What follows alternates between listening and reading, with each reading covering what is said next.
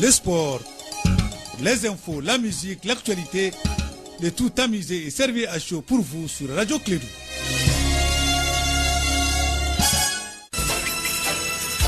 Radio Clédou, le journal avec Sotelma Malitel. Mesdames et messieurs, bonjour et bienvenue. Bonjour et bienvenue et bon réveil. Bon réveil et bon travail et bonne chance. C'est surtout soyez les bâtisseurs de cette grande nation, le Mali. Il est exactement 7h02 en temps universel. Nous sommes aujourd'hui lundi, 16 septembre l'an 2019. Nous sommes deux dans ce studio. Il est là, il est de retour. Il a une belle voix, vous l'avez oublié. Alors il se fait remarquer, il se fait distinguer. Il s'appelle Mahamadou Kane. Vous vous souvenez de lui? Il est là. Il prend les commandes du journal de 7h de ce matin. Kane, bonjour et bienvenue. Bonjour Abdoulaye et bonjour à tous. Voici les titres de ce journal. Le dialogue national inclusif remplace le dialogue politique inclusif. Annonce faite par le Premier ministre lors de la validation des termes de référence de ce programme qui vise à réconcilier tous les Maliens. Et puis on continue de faire l'affaire Bakary Togolaf continue de faire un grand bruit au Mali. La garde à vue puis la détention provisoire à la prison centrale de Bamako du président de la PECAM a fait réagir les procureurs du pôle économique. Bakary Togolaf n'aurait pas pu justifier l'utilisation des ristournes s'élevant à quelques 9 milliards de francs en CFA. Et puis l'association Djina Dogon a haussé le ton à l'issue des 2 marches organisées la semaine dernière. L'association pour la promotion et la préservation de la culture Dogon s'insurge contre les désarmements forcés, mais les attaques contre les camps de la milice d'Anda Ambassago et exige la sécurisation du pays. Pour en parler, nous allons recevoir Sédou Tembeli à la fin de ce journal. Il est le secrétaire à la communication de Djina Dogon. Voici donc pour les titres. Bienvenue.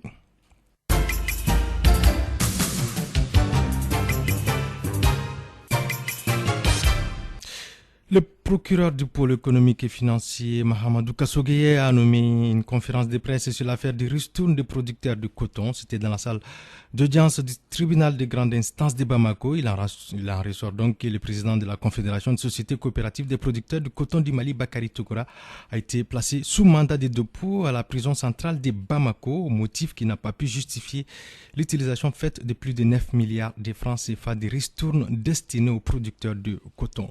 Nous voyons tout cela avec Kassim Traoré.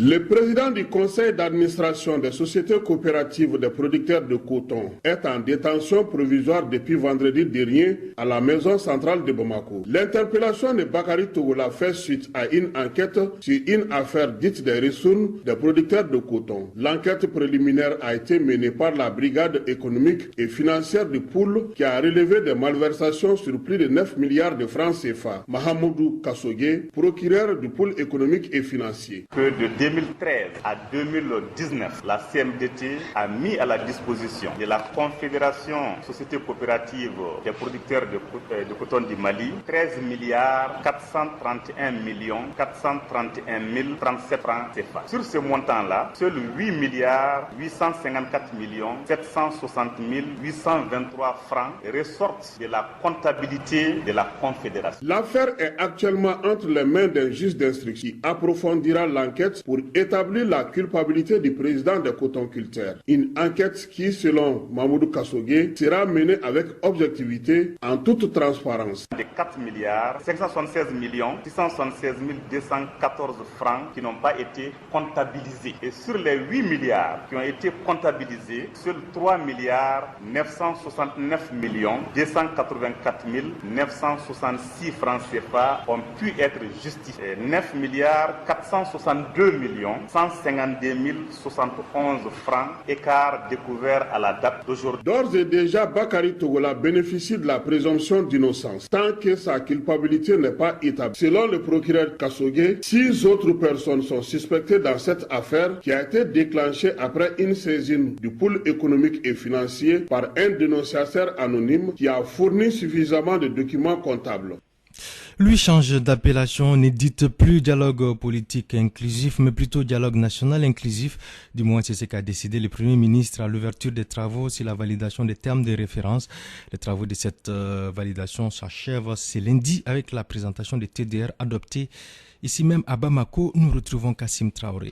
C'est à la suite de la signature de l'accord politique le 2 mai dernier que l'idée d'organiser un dialogue national a été prise. Aminata Draman Traoré, porte-parole du Triumvirat. Dans la perspective de baliser la voie qui a conduit à cette étape, le dialogue est un processus et les thèmes de référence une feuille de route dont le projet est aujourd'hui soumis à votre appréciation. Le Triumvirat a donné la parole à plusieurs sensibilités et des personnalités politiques. Cheikh Sidi Diarra, président de la Commission nationale d'organisation du dialogue. En plus du projet de TDR, ces organes ont préparé un projet de règlement intérieur également soumis à la considération des participants pour leurs décisions. Plusieurs autres documents ont été conçus pour encadrer le bon déroulement du dialogue. Il s'agit des plans opérationnels en matière de communication, en matière de couverture sécuritaire, en matière d'organisation matérielle. Docteur Boubou Sissé, Premier ministre. Il est l'agora du peuple, ouvert, accueillant, empathique et surtout réconciliant. Le dialogue est tout autant social que politique et concerne l'ensemble des Maliens, tant à l'intérieur qu'à l'extérieur du pays. Le dialogue concerne chaque Malienne et chaque Malien, quelle que soit sa situation socio-économique, sa situation socio-professionnelle, sa situation géographique, quel que soit son genre, son affiliation politique ou sa religion. Dès l'entame de l'atelier de validation des termes de référence, le Premier ministre a annoncé que le dialogue politique inclusif s'appellera désormais le dialogue national inclusif. Et pendant ce temps, la ville de San a abrité ce week-end la deuxième conférence de la Fédération des sections du RPM de Ségou. Elle avait pour but de faire l'état des lieux du parti, l'accompagnement des actions du président de la République Ibrahim Boubacar Keïta. La rencontre a regroupé donc les cadres du parti, les délégués venus des sections, les honorables députés, les maires élus du RPM, entre autres. Les travaux étaient présidés par Boutouré, vice-président de la Fédération RPM de Ségou, que je vous propose d'écouter.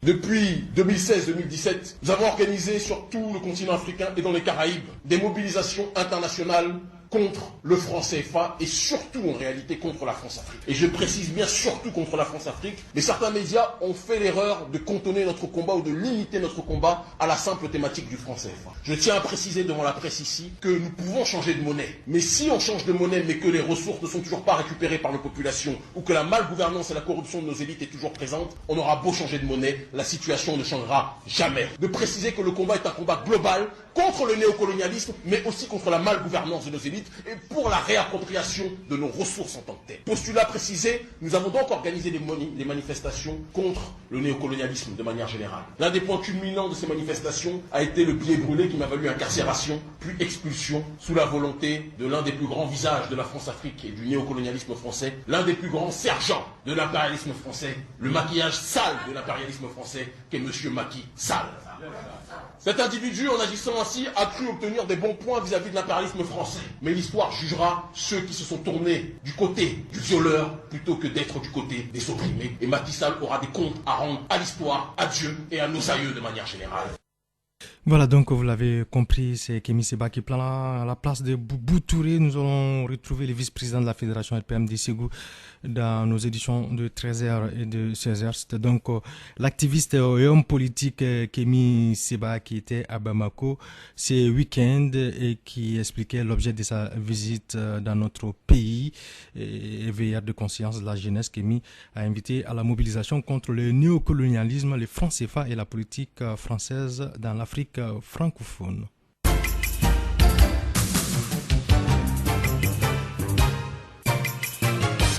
C'était 10 à Ségou. Denis Hankins, l'ambassadeur des États-Unis d'Amérique au Mali, était En cette fin de semaine, en visite de courtoisie de travail dans la cité de Balanzan, la tête d'une délégation composée des membres de l'ambassade américaine au Mali et des responsables de l'USAID. Les diplomates américains s'est entretenu avec les autorités et a visité l'université de Ségou. Nous allons tenter de faire le point avec Douba Dambélé. On me fait signe que ce n'est pas bon. On va donc enchaîner directement avec Dina Dogon, je vous le disais dans les titres, qui en l'espace d'une semaine a organisé deux marches. La première c'était à Bandiagara et la seconde à Bamako le vendredi dernier sur le boulevard de l'Indépendance.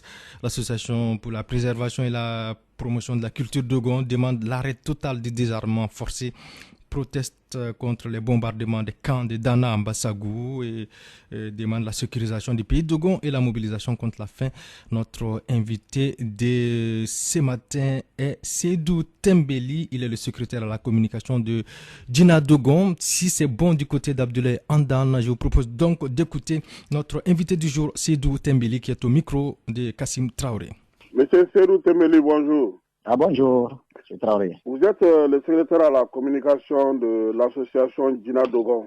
Effectivement. On a vu que la semaine passée, vous avez organisé deux activités. La première, c'était à Banyangara. Et la seconde, sur le boulevard de l'Indépendance, le vendredi. Vous n'êtes pas sans savoir que depuis un certain nombre d'années, quand même, nous vivons l'insécurité totale sur le terroir. Dans la région de Mopti en général et particulièrement au niveau des quatre cercles. Donc, c'est un peu un cri de cœur et de ras-le-bol. Pourquoi ras-le-bol? Parce que les populations, depuis un certain nombre d'années, sont quand même victimes des assassinats ciblés, des attentats, des enlèvements, n'est-ce pas? Des villages entiers sont quand même incendiés, des bouquets emportés. Donc, face un peu à, je sais pas, au comportement même, on peut dire, de l'État, la population s'est dit quand même qu'il est quand même temps de montrer la désolation totale au gouvernement en organisant des marches. On se souvient que le Premier ministre avait fait deux visites et il y a eu même des concertations locales. Qu'en est-il aujourd'hui? Justement, par rapport à ces deux visites, moi-même, sa toute première visite sur le terrain, moi je faisais partie de la délégation. C'était du 3 au 8 juillet. Alors, et sur le terrain, il a quand même le Premier ministre a eu à dire partout, à Benra, Banka, Sogoro et Douanza.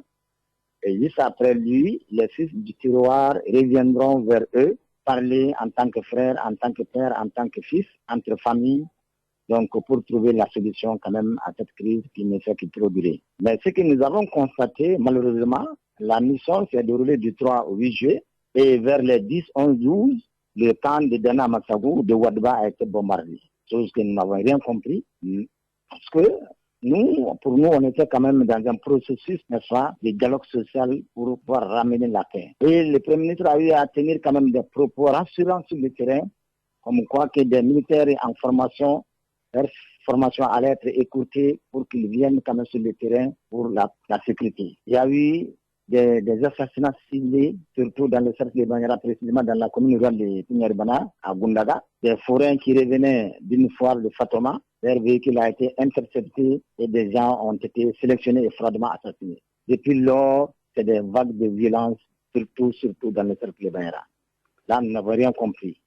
Mais ça dit que les recommandations ne sont pas appliquées. Pas du tout. Même ne serait-ce qu'un début d'application de ces recommandations n'est pas encore fait.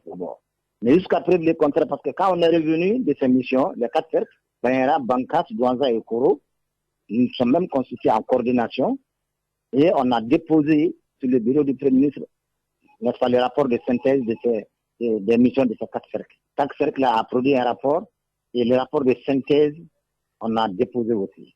Donc, pour nous, si le gouvernement était réellement animé d'une bonne volonté, d'une bonne foi, de pouvoir ramener la paix et la sécurité, ne serait-ce qu'un début d'application de ces recommandations, si cela avait été fait, vraiment la population allait quand même avoir un petit espoir. Et tout comme nous.